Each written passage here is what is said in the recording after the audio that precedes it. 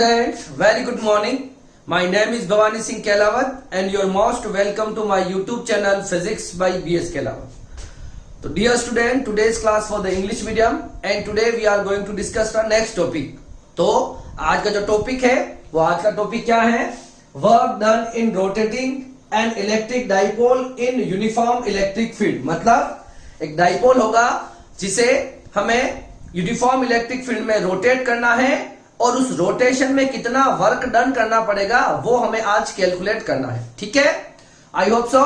आपको पता है हम क्लास 12 की फिजिक्स पढ़ रहे हैं और उसका चैप्टर नंबर 3 पढ़ रहे हैं इलेक्ट्रिक पोटेंशियल। ठीक है, और अभी तक इलेक्ट्रिक पोटेंशियल पर हम 12 लेक्चर कर चुके हैं और आई होप सो आपने सारे लेक्चर सीक्वेंस वाइज देखे होंगे।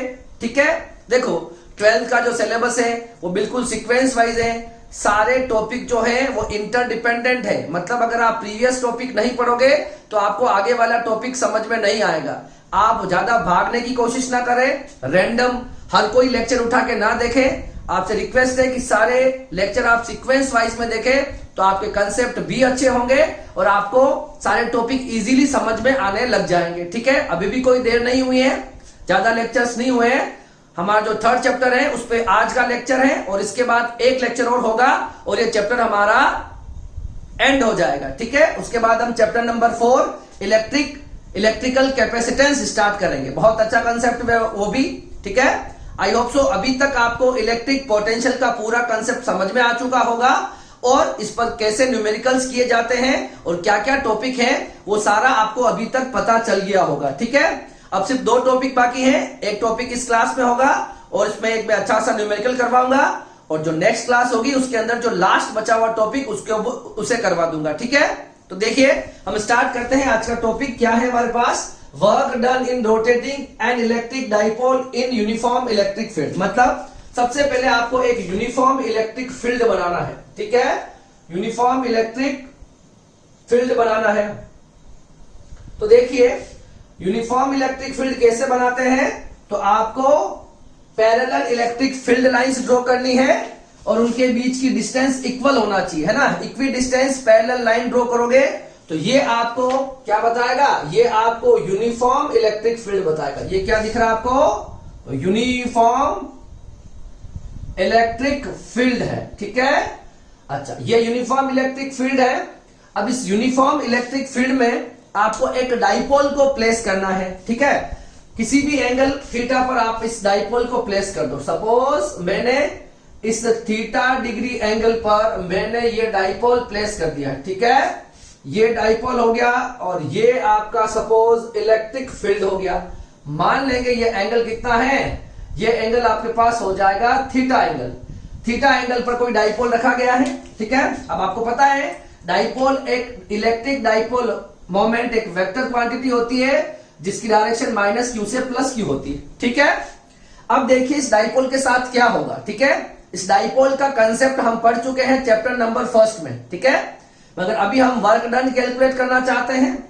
अब देखिए डाइपोल का मतलब क्या होता है? जिसके पास 2 पोल होते हैं, प्लस और माइनस। ठीक है, तो इलेक्ट्रिक डाइपोल मोमेंट क्या होता है? P = Q × 2L। मतलब the product of charge and the distance between them. और एक बात आपको ये ध्यान रखनी है, ये डाइपोल की जो डिस्टेंस होगी दैट इज 2L। कितनी हो जाएगी? मतलब इन दोनों पोल्स के बीच की डिस्टेंस हम 2L अज्यूम करके चल रहे हैं। ठीक है, अब देखिए आपको पता है कि हमारे पास अगर कोई भी चार्ज होता है ना, तो force on electric charge in an electric field. किसी भी इलेक्ट्रिक फील्ड में चार्ज पर कितना फोर्स लगता है बताइए? ठीक है, फोर्स लगता है F = Q × E। ठीक है, जहां पर F फोर्स हो जाएगा, Q वो चार्ज होगा जिस पर फोर्स लग रहा है और E हो जाएगा आपके पास इलेक्ट्रिक फील्ड। ठीक है, अच्छा तो देखो +Q जो होता है वो इलेक्ट्रिक फील्ड की डायरेक्शन में मूव करेगा और इस पर फोर्स लगेगा F = QE और -Q जो होता है उस पर इलेक्ट्रिक फील्ड की अपोजिट डायरेक्शन में फोर्स लगता है F = -QE। ये इस पर फोर्स लग रहे हैं। अब देखिए दोनों चार्जेस पर इक्वल और अपोजिट फोर्स लग रहे हैं। इसका मतलब इस डाइपोल पर नेट फोर्स जो होगा वो 0 होगा। ठीक है, देखो लिख देता हूं मैं, two equal and opposite forces acting on dipole, so net force is equal to 0. कितना हो जाएगा, F net जो हो जाएगा, F net हो जाएगा वो 0 हो जाएगा। क्यों हो जाएगा, देखो प्लस इस वाले चार्ज पर कितना फोर्स लग रहा है, minus QE, plus cube charge पे कितना लग रहा है, प्लस QE, दोनों कैंसिल हो जाएंगे और नेट फोर्स कितना आ जाएगा, 0 आ जाएगा। सो नेट डिस्प्लेसमेंट क्या ये डाइपोल आगे मूव करेगा तो नेट डिस्प्लेसमेंट भी कितना हो जाएगा, 0 हो जाएगा। अगर किसी बॉडी पर लगने वाला नेट फोर्स 0 है तो वो बॉडी कभी भी डिस्प्लेसमेंट, लीनियर डिस्प्लेसमेंट नहीं कर सकती, है ना। तो ये डाइपोल जो होगा ये इसी पॉइंट पर रहेगा, ये डाइपोल आगे नहीं जा सकता, लीनियरली डिस्प्लेस नहीं करेगा क्योंकि नेट फोर्स 0 हो गया। ठीक है, एक बात तो क्लियर होगी कि इस पर नेट फोर्स 0 है, मींस ये डाइपोल लीनियरली, ये डाइपोल जो है वो लीनियरली डिस्प्लेस तो नहीं करेगा। मगर एक बात और होगी, देखो इस चार्ज पर फोर्स लग रहा है F इक्वल टू QE और इस पर लग रहा है F equal to minus Q। जब दो इक्वल और अपोजिट फोर्स किसी भी बॉडी पर लगते हैं और उनके लाइन ऑफ एक्शन अलग हो, लाइन ऑफ एक्शन का मतलब इस पर इसकी लाइन ऑफ एक्शन ये है और इसकी लाइन ऑफ एक्शन है ये है, तो दोनों फोर्स जो है वो इक्वल है और अपोजिट डायरेक्शन में लग रहे हैं मगर इनके लाइन ऑफ एक्शन अलग अलग है, तो इस पर एक टॉर्क लगेगा, है ना। इसको बोलते हैं कपल ऑफ फोर्स। कपल का मीन्स 2, तो इस पर दो फोर्स किसी बॉडी पर लगते हैं जो जिनकी डायरेक्शन इक्वल और अपोजिट हो और उनके जो लाइन ऑफ एक्शन हो, जो फोर्स की जो लाइन ऑफ एक्शन है वो दोनों के लिए अलग अलग हो, तो इस पर एक टॉर्क लगता है। ठीक है, तो देखो डिस्प्लेसमेंट तो नहीं हो सकता। ठीक है, अब देखिए सबसे पहले लिखते हैं हम इलेक्ट्रिक डाइपोल मोमेंट के बारे में। ठीक है, इलेक्ट्रिक डाइपोल मोमेंट क्या होता है, तो आपको पता है इलेक्ट्रिक डाइपोल मोमेंट होता है P equal to Q into 2L। ये होता है हमारे पास इलेक्ट्रिक डाइपोल मोमेंट। डाइपोल क्या होता है, when the two equal and opposite charges are separated by a very small distance is known as electric dipole. And what is electric dipole moment? The product of the magnitude of charge and distance between them is known as electric dipole moment. Fine, ये हो जाएगा आपके पास electric dipole moment. अब हम करना क्या चाहते हैं, तो आज का हम जो करना चाहते हैं उसे देखिए। ठीक है, सबसे पहले देखिए, when any dipole placed at an angle theta in uniform electric field, ठीक है, जब कोई भी डाइपोल किसी थीटा एंगल पर किसी यूनिफॉर्म इलेक्ट्रिक फील्ड पे प्लेस्ड है तो they experience a टॉर्क, उसको हम कहते हैं कपल ऑफ फोर्स भी कहते हैं, कपल ऑफ फोर्सेस। ठीक है, कपल का मीन्स 2, जब किसी बॉडी पर टॉर्क होता है और टॉर्क कितना होता है वो यूनिफॉर्म इलेक्ट्रिक फील्ड में, ये होता है PE साइन थीटा। टॉर्क क्या होता है, किसी यूनिफॉर्म इलेक्ट्रिक फील्ड में किसी डाइपोल पर लगने वाला जो टॉर्क होता है that is PE sine theta. क्या होता है, PE साइन थीटा। P यहां पर क्या होता है, इलेक्ट्रिक डाइपोल मोमेंट, ये होता है P। What is E? Here E is a uniform electric field. क्या है, यूनिफॉर्म इलेक्ट्रिक फील्ड। और यहां पे थीटा क्या है, angle between P and E। ठीक है, और ये जो डेरिवेशन है टॉर्क का, कितना टॉर्क लगता है वो हमने चैप्टर नंबर 1 में पढ़ा है। ठीक है, टॉर्क कैसे निकालते हैं, तो फोर्स इंटू परपेंडिकुलर डिस्टेंस, तो फोर्स हो जाएगा QE और परपेंडिकुलर डिस्टेंस वहां थी 2L साइन थीटा। ठीक है, अगर आपको याद नहीं हो तो देखो ऐसा कुछ था। ठीक है, ये डाइपोल रखा गया था इस तरह से, ये डाइपोल रखा था तो ये माइनस Q और ये प्लस Q, तो ये एंगल थीटा हो जाता था, तो ये एंगल थीटा, ये perpendicular distance 2L sine theta, अगर ये डिस्टेंस 2L है डाइपोल की तो, और फोर्स लगता है QE। तो टॉर्क हो जाएगा force into perpendicular distance 2L sine theta, ठीक है, और Q इंटू 2L को P लिखते हैं, तो वहां से हमको मिल जाता है PE साइन थीटा, ठीक है। अब ये बताने वाली बात नहीं, अगर आप पढ़ रहे हो तो आपको पता होगा कि किसी डाइपोल पर जो टॉर्क लगता है यूनिफॉर्म इलेक्ट्रिक फील्ड में, that is PE sine theta, ठीक है। अब हमें क्या निकालना, देखो हम मान लेते हैं ये हमारा डाइपोल हो गया। अब देखो इस डाइपोल पे एक तो फोर्स इधर लगेगा, इससे डाइपोल इधर आना चाहेगा, ये प्लस क्यू चार्ज, और माइनस क्यू चार्ज इधर आना चाहेगा, तो इस पर लगेगा टॉर्क लगेगा, और टॉर्क लगने पर बॉडी क्या करती है, रोटेट करती है। फोर्स लगने से बॉडी अगर लीनियरली डिस्प्लेस करती है, तो टॉर्क लगने पर बॉडी रोटेट करती है। ये लगेगा टॉर्क इस पर, ये बॉडी रोटेट करेगी, और ये डाइपोल इस यूनिफॉर्म इलेक्ट्रिक फील्ड के पैरेलल आके रुक जाएगा, और उसे हम स्टेबल इक्विलिब्रियम कहते हैं, ठीक है। किसी एंगल पर होगा, उस पर लगेगा फोर्स, और वो इलेक्ट्रिक फील्ड के पैरेलल आके स्टॉप हो जाएगा, ठीक है ना। तो हमें क्या करना है, देखो अभी ये थीटा डिग्री पर है, अब इस पर लग रहा है फोर्स, लग रहा है टॉर्क, लग रहा है इधर इस वाली डायरेक्शन में। मैं क्या करता हूं इसको, या मान लो जो एंगल है दैट इज θ1, तो मैं क्या करता हूं, θ1 से इसको कहां ले जाता हूं, θ2 तक ले जाता हूं। कहां तक, θ1 से θ2 तक इसको रोटेट करूंगा। पहले ये डाइपोल θ1 डिग्री पे था, अब मैंने इसको इतना सा डिस्प्लेसमेंट दिया है। कितना दिया है, ये देखो यहां पर d थीटा, ठीक है। अब इसको d थीटा डिस्प्लेसमेंट देने में, है ना, d थीटा डिस्प्लेसमेंट देने में कितना वर्क डन होगा। देखो वर्क का फॉर्मूला आप जानते हो, that is force into displacement. ये होता है फोर्स इनटू डिस्प्लेसमेंट, ठीक है। मगर इसमें बॉडी लीनियरली डिस्प्लेस करती है। क्या करती है, लीनियरली डिस्प्लेस करती है। अगर इसी जगह बॉडी रोटेट कर रही है, तो उस फोर्स को, उस वर्क डन को कैसे निकालेंगे, work equals to torque into linear displacement. ये होता है फोर्स इनटू डिस्प्लेसमेंट, तो ये हो जाएगा कपल ऑफ फोर्स, मतलब टॉर्क इनटू डिस्प्लेसमेंट। और इसमें बॉडी क्या करती है, रोटेट करते वक्त आपको वर्क डन निकालना है।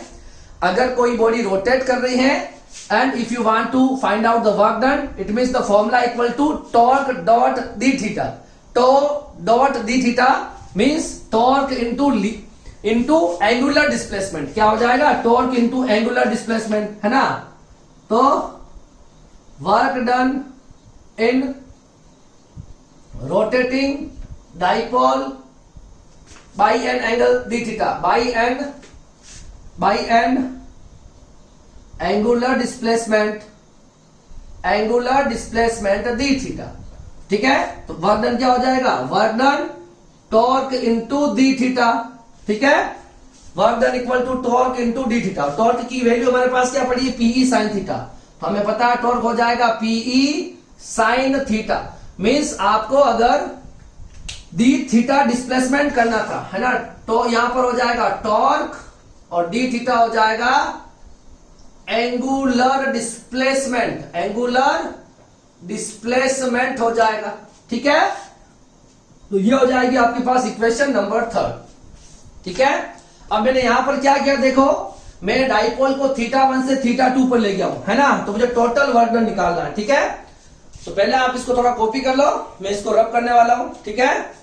ये मेरे पास फाइनल एक्सप्रेशन बचा है वर्क डन का, डी थीटा डिस्प्लेसमेंट देने में मेरे पास वर्क डन कितना आया है, PE साइन थीटा। अब मैं पूरा एंगल θ1 से θ2 रोटेट करूंगा, तो मुझे कितना वर्क डन करना होगा, ठीक है। तो अब देखो टोटल वर्क डन, है ना, मैं क्या निकालना चाहता हूं, टोटल वर्क डन। ध्यान से देखना, हमें चाहिए टोटल वर्क डन। क्या चाहिए, total work done to rotate dipole from θ1 to θ2, ठीक है। θ1 से θ2 को अगर रोटेट करते हैं, तो ये देखो θ1 से θ2 PE साइन थीटा। अब देखो P कांस्टेंट है और E यूनिफॉर्म है, तो E भी कांस्टेंट है। dw का इंटीग्रेशन W हो जाएगा, और PE आ जाएगा बाहर, कांस्टेंट है।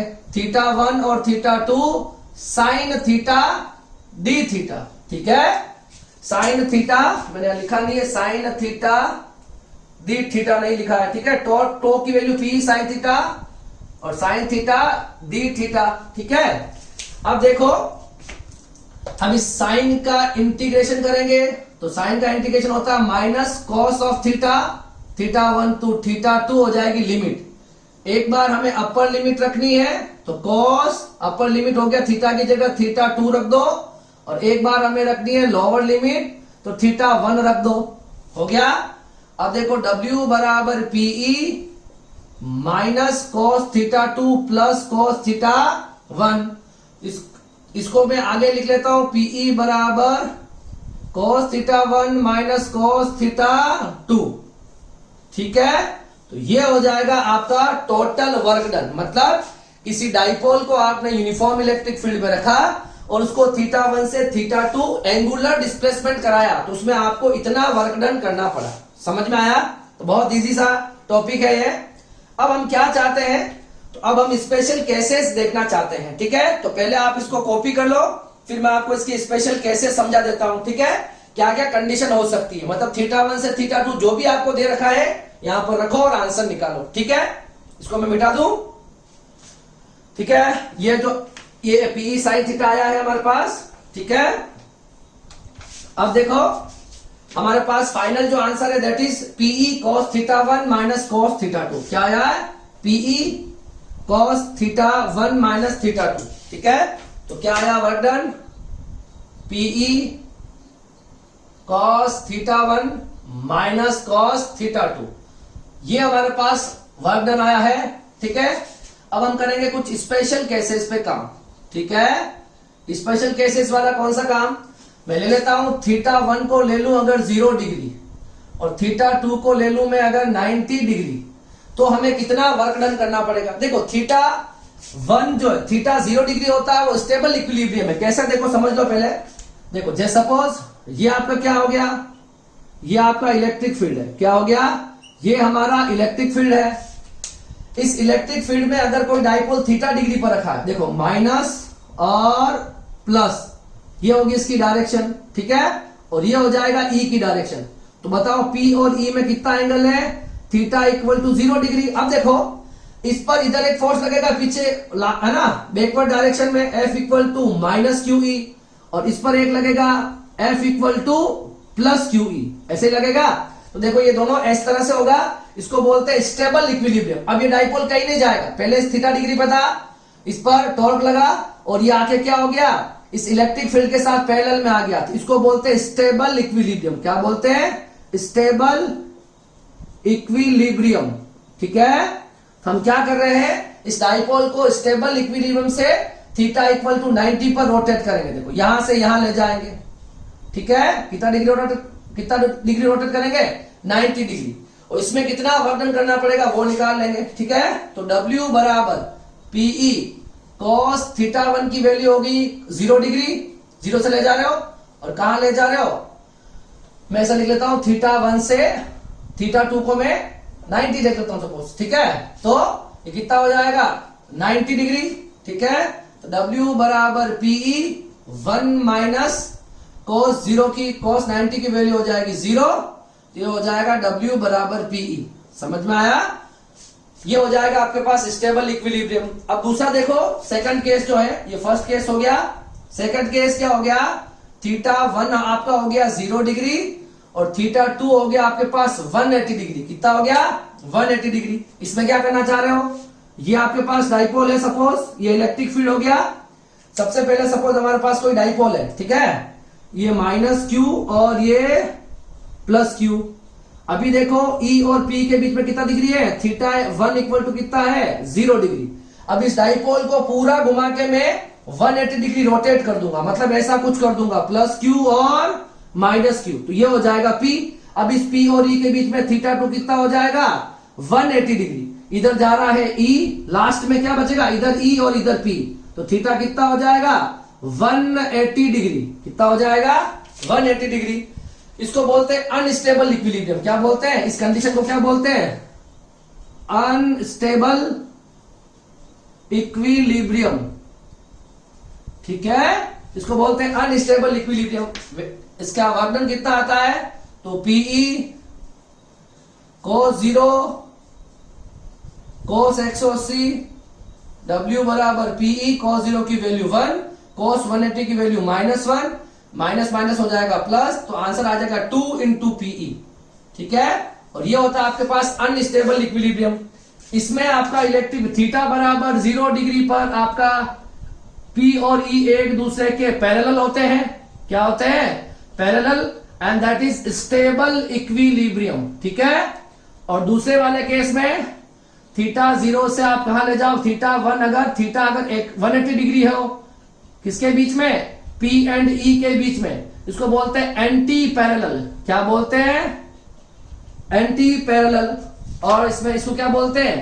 Unstable equilibrium. ठीक है, ये हो गया हमारे पास टॉपिक।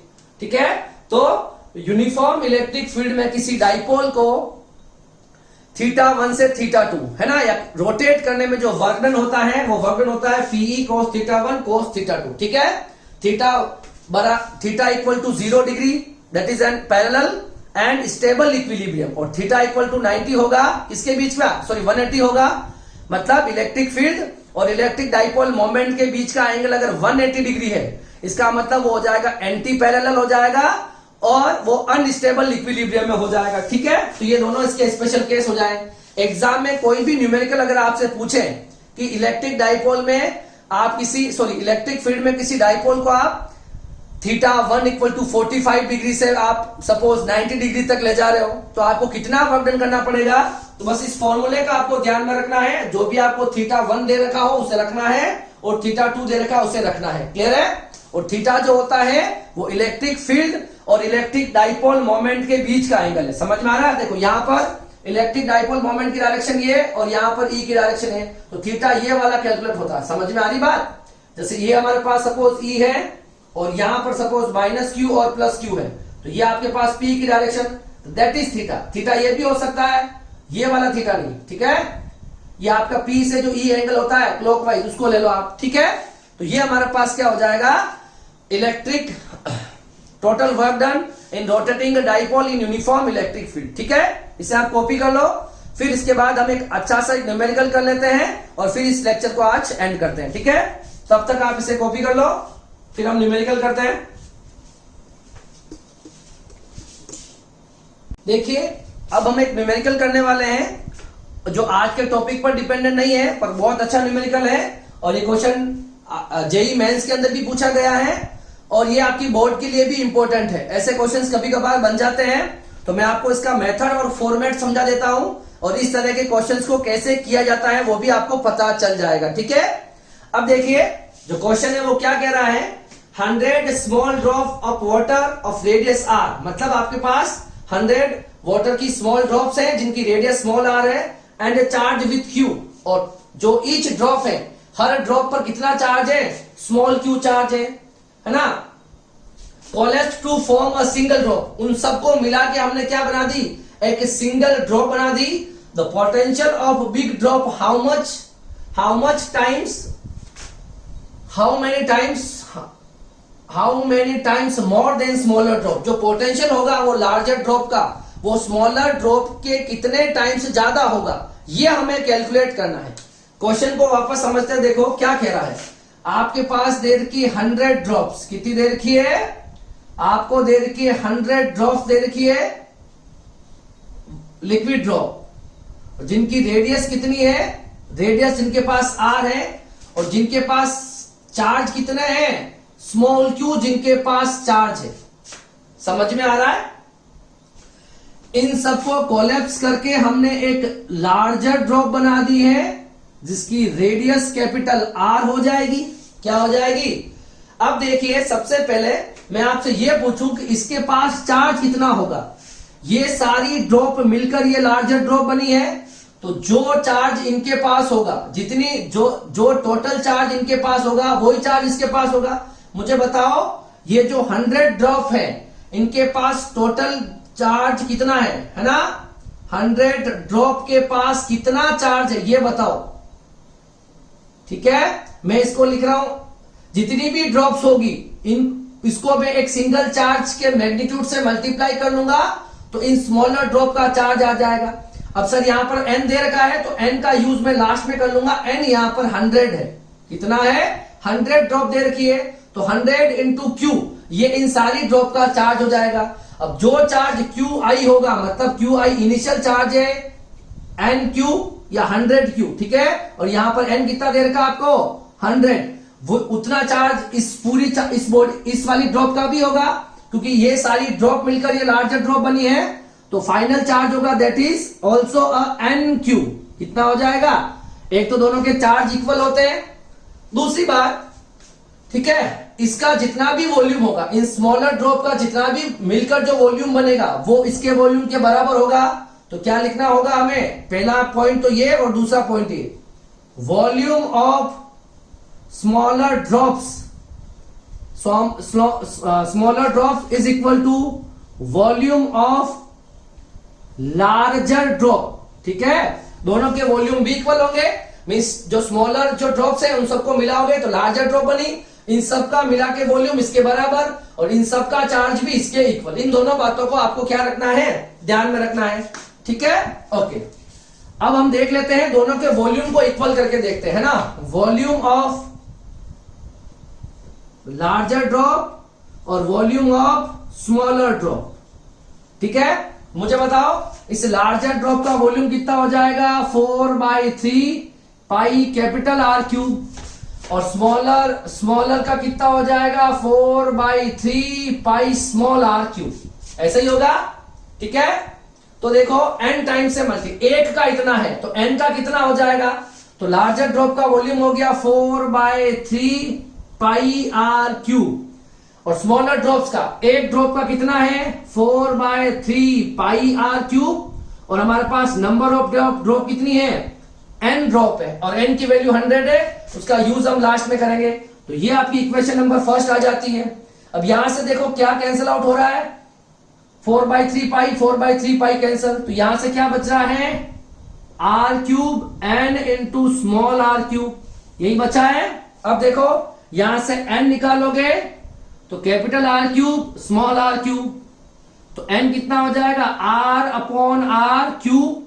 इस क्यूब को इधर ट्रांसफर करोगे, क्या करोगे, इस क्यूब को जब हम इधर ट्रांसफर करेंगे तो क्या आएगा, देखो इस क्यूब को पावर 3 को इधर मूव करूंगा तो n टू पावर 1/3 और capital R upon small r, और कैपिटल R क्या हो जाएगा, small r into n to power 1/3, यही बचा है। ये आपके पास स्मॉल r और कैपिटल R में एक रिलेशन आ गया जो हमारे आगे काम आने वाला है, ठीक है।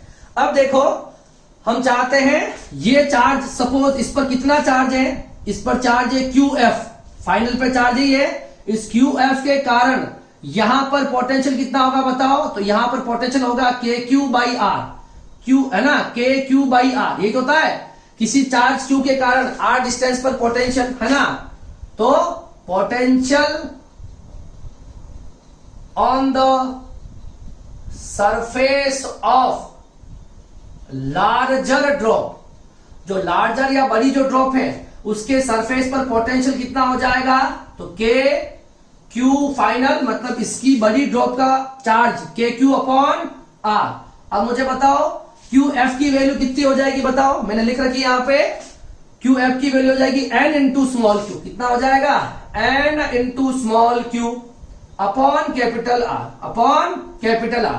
ये जो पोटेंशियल है ये आपके पास लार्जर वाली ड्रॉप का है, ठीक है। तो ये हमारे पास क्या आ जाता है, पोटेंशियल आ गया है। अब आपके पास क्या क्या वैल्यूज है वो वैल्यूज यहां रख दो, ठीक है।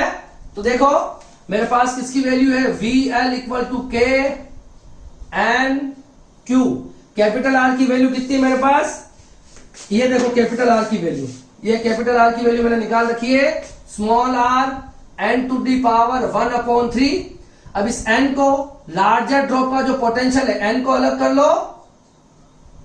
और पीछे कितना बच जाएगा KQ/R। मुझे बताओ KQ/R क्या हो गया बताओ, ये अगर चार्ज है, इसका चार्ज Q है, स्मॉल q, तो यहां पर पोटेंशियल कितना होगा बताओ, इसकी सरफेस पर पोटेंशियल कितना होगा, सरफेस पर पोटेंशियल हो जाएगा, ये रेडियस अगर R है, ठीक है, यहां देख लो, यहां पर अगर स्मॉल q रखा गया है तो यहां पर पोटेंशियल हो जाएगा KQ/R।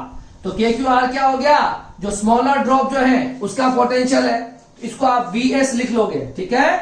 तो देखो VL क्या बचा, n की पावर 1/3 को ऊपर भेज दो, तो n की पावर 1 ऑलरेडी ऊपर है, ये 1/3 ऊपर होकर माइनस हो गया, और ये क्या हो गया potential on the surface of smaller drop, है ना। तो स्मॉलर ड्रॉप का पोटेंशियल हो गया, हुआ या नहीं हुआ।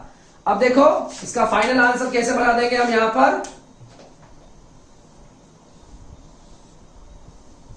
अब देखो यहां पर क्या बचा है, VL, n की वैल्यू आपको 100 दे रखी, कितनी दे रखी है, 100 दे रखी है।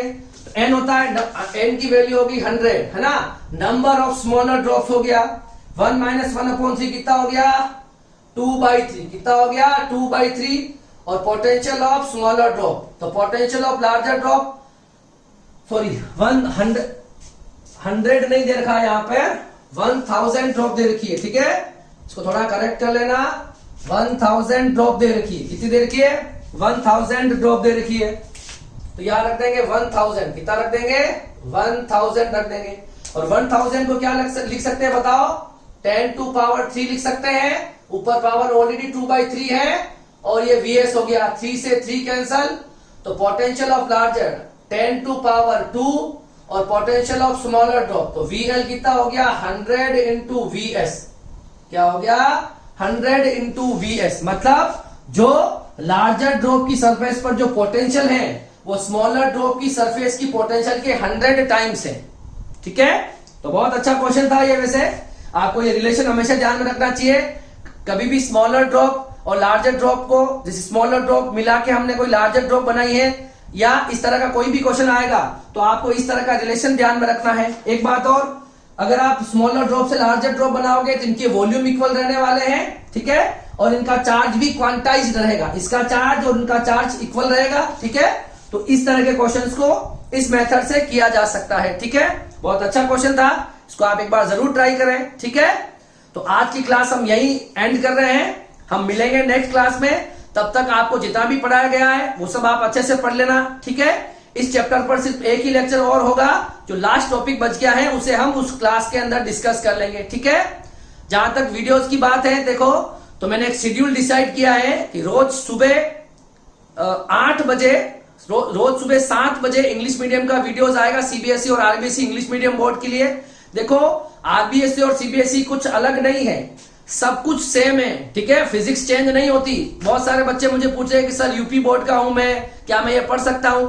सारे बोर्ड के स्टूडेंट अगर वो हिंदी मीडियम में पढ़ना चाहते हैं तो प्लेलिस्ट में जाए, हिंदी मीडियम की वीडियोस देखें, और कोई इंग्लिश में पढ़ना चाहता है तो प्लेलिस्ट में जाए और इंग्लिश मीडियम के वीडियोस देखें, ठीक है। तो सारे सिलेबस कॉमन है।